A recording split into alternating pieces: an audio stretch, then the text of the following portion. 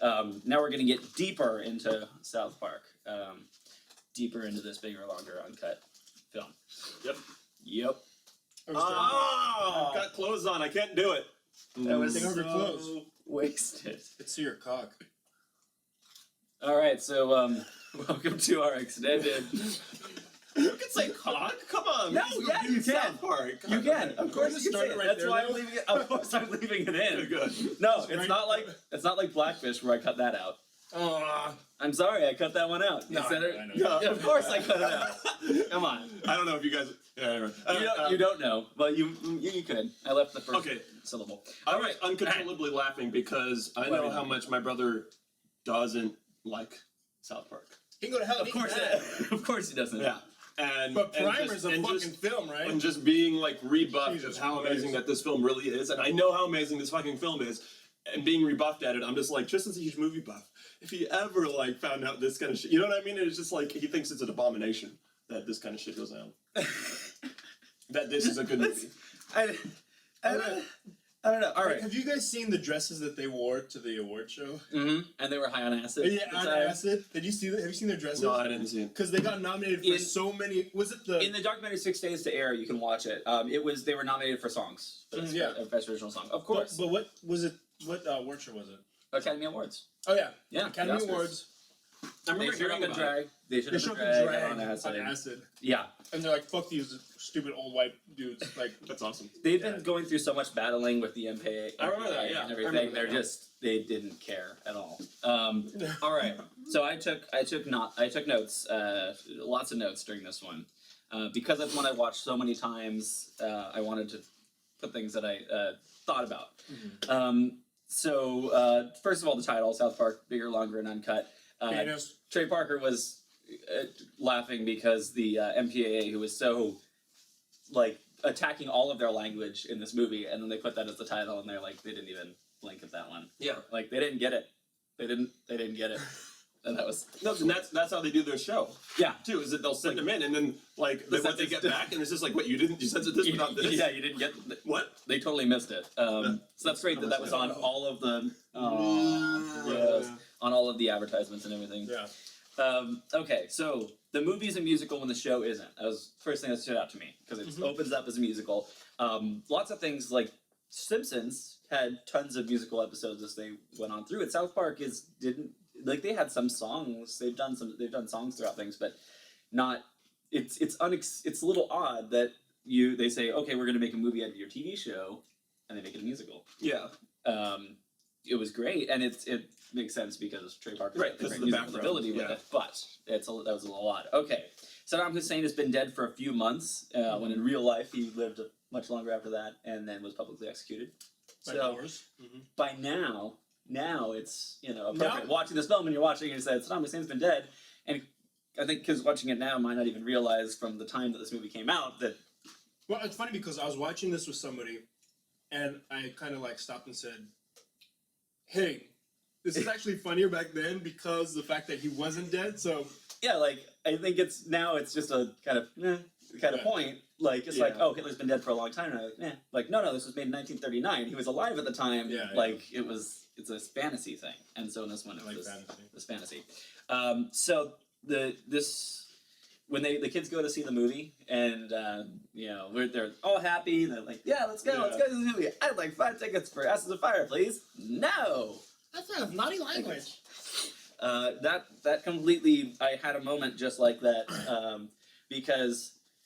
So the pirate joke, and I've told the story a few times other places. This movie's rated. It's a pirate movie. It's rated R.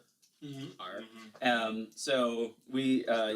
So a friend and I were down at the movie theater, and he was dressed like a pirate, and we were just going to set up that joke. So we were 16, I think. I don't know how old. Whenever Saw came out, because that was we're like that's the most graphic looking R-rated movie that's out there right now.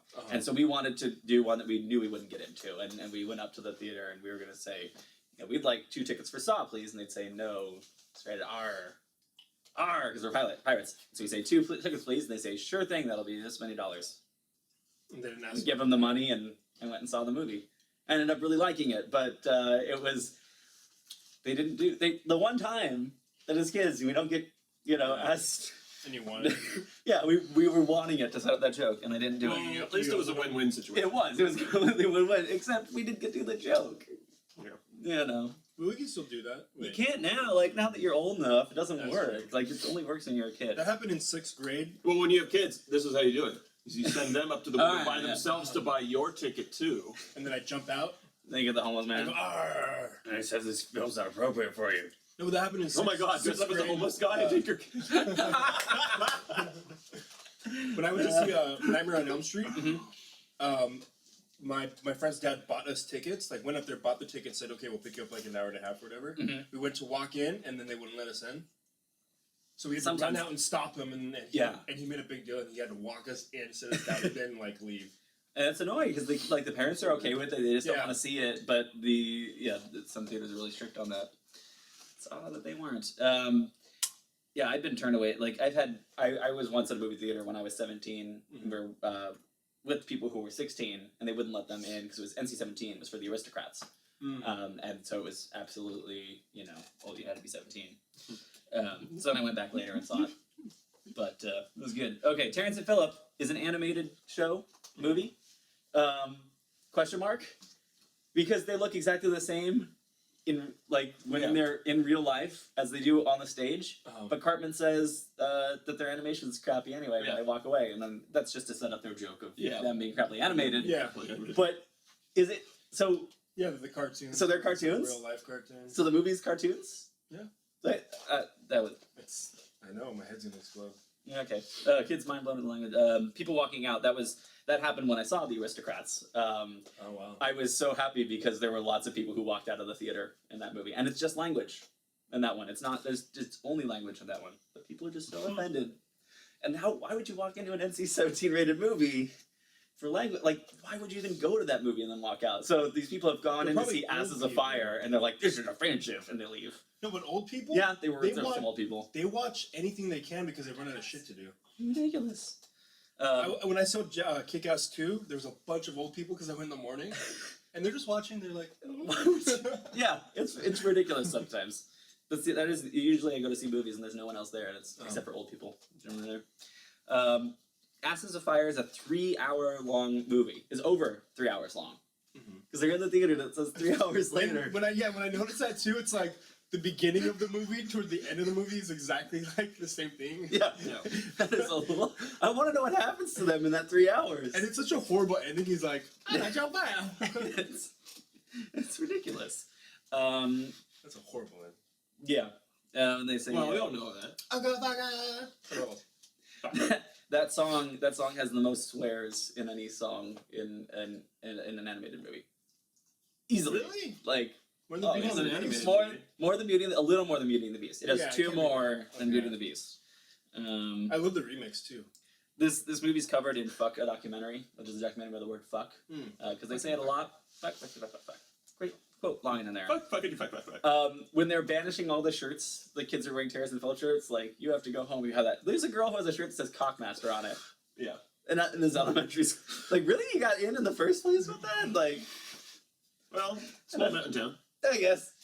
You know, Oh. you get away with a lot of things in schools in Colorado. I mean, Yeah. I heard about this one time that people were... Wait a minute, that's too soon. Can I finish? Brian Adams definitely takes a beating there. You don't like him. George Clooney in the art. So yeah, most of the actors in this film are Matt Stone and Trey Parker. Yeah. And also that wonderful woman who does all the female voices. And then that one guy who's dead now. Yep. Aww.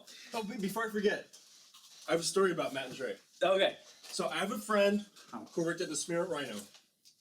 She said that they came in, apparently they go there quite a bit, and they gave a girl $1,000 to go to the Arco down the street and get as many hot dogs as she could with all the condiments on the side. And so they're in there eating hot dogs, Arco hot dogs at the Spirit Rhino. I was like, that's so awesome. I have a friend who had another friend who worked in God, I hope she was scantily clad. who worked in an escort service, and Trey Parker, according to the story, Trey Parker was a frequent client. Oh yeah, I can totally see that. Yeah, you know, good people. coming from Colorado to to California, they become celebrities. And they're like, yeah, they spent it on everything that, of course, you would spend it on. The stereotypical things. So, George Clooney's our first celebrity appearance, cameo in this animated feature. Yeah. He wasn't credited, was he? I don't remember. I don't think he was. He's awesome though. There was a lot of uncredited. Then you're hearing the song "Going to Hell" when Kenny's going to hell. Little boy, going to hell. Yeah. Like, is that Metallica? And I looked it up, and no, it's not Metallica. It's DVDA, the band that Matt Parker and Trey Stone have. It's their band. Mm. And then I looked it up later, and that is James Hetfield singing, the lead singer of Metallica. But he's singing with their band, but he's uncredited. Huh. That's weird. But he said in 2001 he said he's singing. It sounds like, I don't know. That's weird. To me, it sounds like James Hetfield. Yeah, it definitely sounds like him. But it is DVDA who's playing that. George Burns is in Hell and Gandhi. Yeah. And Hitler. They're not creepy. That's interesting. It's Yeah, like those along. Gandhi one was funny. After that. Blame Canada at the Oscars. Okay, now I need to jump over to Wikipedia for this one. So this one, at the time, I was in an acting class, and one of my friends from the acting class was in the big production that they did at the Oscars for Blame Canada, because it was nominated for Best Original Song, and the tradition at the Oscars is that everyone, you perform all the songs there that are nominated for Best Original Song. So now Blame Canada's nominated for Best Original Song, and they have to perform it for the Oscars. And they say, you can't do that. Like, on ABC, I really wish that Shut Your Fucking Face, Uncle Fucker was nominated, that would have been sweet. So... Was that when it turned into that medley thing? It was... Or is it just the Blame Canada part? No, just the Blame Canada part, not the... With all that, how to keep not that one, but the other one. So let me see. Should we go down here? Where it goes on the awards. I don't know what that means. I had They're found not it. even a real country anyway. I can't find it here. I found it before, but anyway, Robin Williams performed the song, and yeah, he performed it on the Academy Awards. Well, if I find that on YouTube, I'll post a link to this afterwards to look it up. From what I remember, it was a fun-looking performance. But he had, from what I read, I hadn't watched that since the Oscars, but I did watch it live on there. He had a piece of tape over his mouth and would turn away every time there was a swear in the song. So just to appease the censors so that they could bleep it his ears and just be like, turn away. Yes. So they're kind of playing around with it. I don't know. That it was an interesting thing, but it was a lot of trouble they had to go through to try to get that performed, because they had to perform it. They couldn't, not perform one of the songs. Did it end up winning the Oscar for that one? Yeah, let me look it up. Oh, no, they lost to the song from Tarzan that was done by Phil Collins. Oh yeah, Phil Collins. That nobody will ever remember. Everyone knows that. I like that song. What? It's actually... That song's horrible. It's a decent song. I hate that. Yeah, you don't know? I know the instrumental version of it, because they played it at Tarzan's You know all Treehouse. the words to Blame Canada, I bet. No, I know most of them. Yeah, but you If we start singing, I'll know all of them. That's not fair, because you remember it from Tarzan's house. Yeah, I rarely go there, but it's playing on the outside. It's on the side. It's I didn't look, realize that. I think it's a good I song. don't think it's a good song. Look, it's a decent song. We'll agree to But disagree. it's ridiculous that they lost to him. And they were, they said that they weren't upset that they lost, but just that they lost to him. And that's why there were, in the next season, there were 2 episodes, one after another, that made fun of Phil Collins. So that's the reason for that. Those episodes were because they lost the Academy Award to him. Sometimes it's not as bad that you lost, it's just who you lost to. Yeah, that is really what it is. I don't really care about losing. Wait, Phil Collins won? God damn it. So then after Blame Canada starts, the MPA steps in and censors Asses of Fire in the theaters.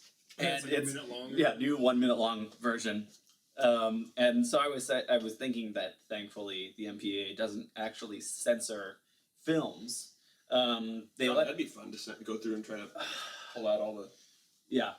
How long would the movie be? It'd be annoying. But we get the FCC doesn't even censor television. They put fines for censoring on television, but it causes them to then censor television. But in films, it's a place where you're going to pay for that. It's not publicly on the airwaves, so they allowed them to be shown. Just like cable TV. However, what they do is they put ratings on them, which can drastically inhibit its sales and Right. who all is going to see the movie.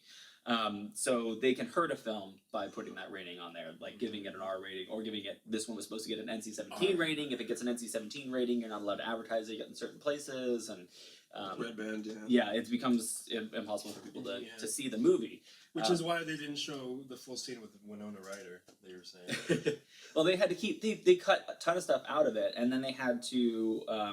But I wonder if they have a director's cut. But the final cut, the final one, they gave them the last time they went in, they gave them an NC-17, and then Paramount pushed back at them and gave them an R without making any additional cuts to it. And that same film got a rating of 15 and older in other countries. So it was ridiculous. But they were saying that when he before was trying to get Orgasmo into an R rating, he didn't have Paramount behind him, so that one he had no chance of it. And they wouldn't even tell him what's wrong with the movie. They just give you the rating and they don't say why. In this one, because he's with a big studio like Paramount, they tell you exactly why and they let you appeal it. And that's because Paramount's a part of the MPAA. And there's another great documentary called "This Film Is Not Yet Rated," which you can check out, and that talks about the MPAA and how horrible it is. Yeah. So that was a lot of the battle. But they're making fun of the MPAA in this movie, and then they have to show this to the MPAA to get their rating, and that's beautiful. Conan sounded like Jay Leno to me. Like, he sounded more like Leno than Conan. Because I know he didn't sound like Conan. He didn't sound like Conan at all. He sounded a lot more like Leno to me, and that was silly. He jumps out the window. What have I done? He originally shot himself, but they didn't like the gun violence. So That's funny because they were fine with the military gun violence later.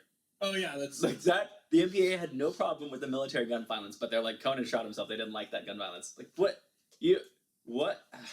That's weird. Yeah, you could see. It's funny the way they do things because you could see like a woman getting beat, but if you see one nipple, like fucked. Exactly. All right, the UN building has a pirate flag outside of it. That made me happy. I was looking at a lot of the different signs on the back of the walls, like especially in the school, they had like an owl, just an owl. Like a lot of the posters, just Those silly. are always funny though. But their alphabet on Garrison's wall, all of the lowercase letters are in backwards. Yeah, they're backwards alphabet, and the main letters are forwards. That way they get FU. Yep, it does say FU. Oh, stop it. Yeah, I wrote it all out just so I could see how it looked. Yeah, it says FU. That's pretty cool. Just hilarious. Okay, there's the one line that Gregory says that the American government thinks it completes the world. Like, there's another movie. You can do that. It's another movie. Oh, that was the next one. Team America World Police. That's cool. Then we get our next celebrity cameo of Eric Idle as the scientist who presents the V-chip. I don't know who that is. You don't know who Eric Idle is? You go to hell. You go to hell and you die. He's from the Monty's Python. Oh, I don't like Monty Python. That's why. Get out. Thankfully, Trey Parker likes Monty Python enough to put him in the movie, and I was very, very happy about that. So he produces the V-chip. Now, do you remember hearing about the V-chip, like when you were kids growing up? Because I remember, like, was it called the actual V-chip? I think it was called something else. I had heard about it. But they were putting it in TVs. Yes, it was put in TVs, and from what I remember, it was one that would block, certain rated shows, anything that's rated like TV, MA. Let's see, it's general term for this, which allows, it's a technology used in television set receivers, which allows the blocking of programs based on their ratings category. So, it was an actual thing. It didn't last too long because then you had all this other stuff that came out. And yeah, they eventually had everything else, and now you can have parental filters on lots of different things like that. And especially with a cable box, you can put that in there. A lot easier. But so they're getting this. They talk about this V-chip which censors him, and it's something that. But it's something that I think the V-chip isn't as widely known of a thing. Like I remember seeing little commercials for it. But it's one of those things that they put in there. It's like, that's a real thing. That's an actual thing, like not put in people, but put on things to censorship. And it's crazy hate censorship. All Yeah, I that. guess it's important to point that type of stuff out. Yeah, it's like that was a real thing, kind of like the thing with the Like people know who. with Saddam Hussein not being dead at the time. Like People who are younger me not knowing who Al Bundy is, and I get mad. exactly. Yeah, kids might not know that this. Oh, you mean that dad from Modern Family? No. Dutch. That guy. Is that his name? I'm shocked. No, That that's movie he not. made Oh, we don't talk about his movies. with his stepkid. Big floppy donkey dick. That's the one that they want him to. Somebody text you. You're an ass grabbing uncle fucker. Yeah, but that's the one when he's holding up the V chip. That's the things like. Oh, yeah. Now say this. Now say. Hello. Hello. Now say big floppy donkey But dick. I like how he's excited when he like gets the answer right. Like, hello. Yeah, he's like, yeah, I'm doing I good. can eat it. He's a kid. Like he's doing like they're happy with that. So snacky s'mores. Now that we're done with our snacky s'mores, they keep on taking the dust off too. they sponsor both the Terrence and Phillips show and the newsreel, the News on the March, in there. Yeah, they're they're always in there. That was just funny. Here. Smart top, man. Snacky s'mores, friends. The commercialization though. They sponsored both the television show that's the terrible thing from Canada, Yeah. and then also the News on the March from that, and it's so that's one of they've got all of this running commentary through the thing. Like it's the Wikipedia page describes it as it's a satire of musical theater, but only as a secondary thing because the big thing is as a satire of culture and censorship. And so that's one of the things that the sponsors will put their names on wherever just so they get the advertising for it, whatever's making the biggest news. So, snacky s'mores, you bastards. Did I say death camps? I meant happy camps. We got access to the greatest food and finest of doctors. Up there, beautiful song. Up there was so much room. And La Resistance was also really good. Like, Yeah, the Laura, whole this song- was beautiful, and that was that's taken Resistance, you know. that whole segment taken from Les Miserables. Didn't they cut in half by a pig? And I've been inspired so much by that song and other songs that I've written, and I really loved it because it starts out with an opening taken right from Oklahoma, and then That's what it was? so yeah, that's essentially it's a oh what a beautiful morning, but then comes it like they've parodied a lot of different musicals throughout the time, but yes, the Les Miserables thing and very Les Miserables in it, Yeah, very very much, and beautifully done because that's a good thing in there. And this movie was released in the end of 1999. In May of 1999, Star Wars Episode 1, The Phantom Menace, released. And there's the line as they're getting in the battle. You mean some people's gonna die? Yeah. So they, just in time, put in that Jar Jar reference in the last bit of that. But I remember them saying how they were happy because people thought they were being racist. So they thought it was funny because they weren't trying to be racist, but people were pissed off. Yeah. Operation Get Behind Darty. See, I didn't get all that because I didn't go see it in the movies and I wasn't very connected with the news and shit. Yeah, I just like that line. I like how the operation saves the planes and ships and all that. Satan says that there's going to be 2 million years of darkness. I think that's a bit of overkill. Like, That sounds about right. 2 there, million. like with humans, there wasn't. You don't get I mean, there was a dark age. But that's in dog years. 2 so million divide by years. 7. Okay, sure, if you do it in dog years. Yeah. I just think like if you said there's going to be 20 years of darkness or 100 years of darkness, maybe that gets an entire generation of people. And it's like 100 years of darkness. That sounds shitty enough. This would mutate the human race. Yeah, 2 million years? Yeah. Like, they're gonna... Cockroaches. You're gonna get some cockroaches at the end of that. Congratulations, Satan, you rule cockroaches. But, like, that's... Well, you don't know how he's gonna rule. That just seems too much. I don't know. Maybe he wants to have, a little bit nicer than hell. Maybe he wants to do something nice with the place. I mean, from his song up there. Just nothing but gay people? Oh, well, then how would they mate, huh? Yeah, a guy can't mate with a guy. A girl can mate with a girl, though. So... In a test tube. Well, man, test tube. Still need semen. No, they don't. You didn't know that? They Well, did. if you They take out figured out the an egg and make a baby. Anyway, let's keep going. Let's keep going on this. Then you get to see Kenny. That's all cool. He gets to talk. Oh yeah, that was a really big deal. I remember that. Yeah. The credit songs. Mm-hmm. I really like those. So it was the... Oh, yeah. Yeah, sung by DVDA. Uh-huh. So they did their version of that, and then also Michael McDonough.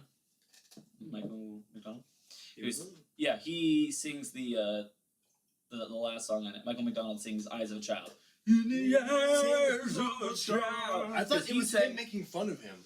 It is him making fun of him. No, I thought it was Trey Parker making fun of him. Michael McDonald actually sang the high notes in Up There.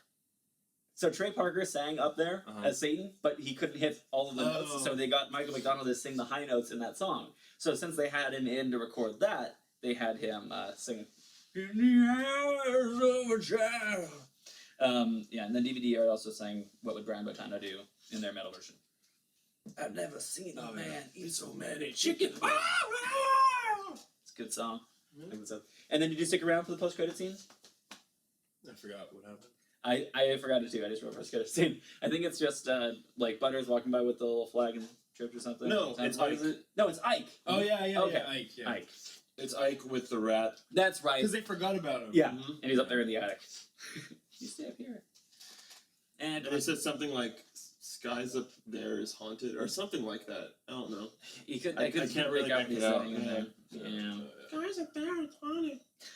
It'd be great if we had that here. We said at the end, but we don't.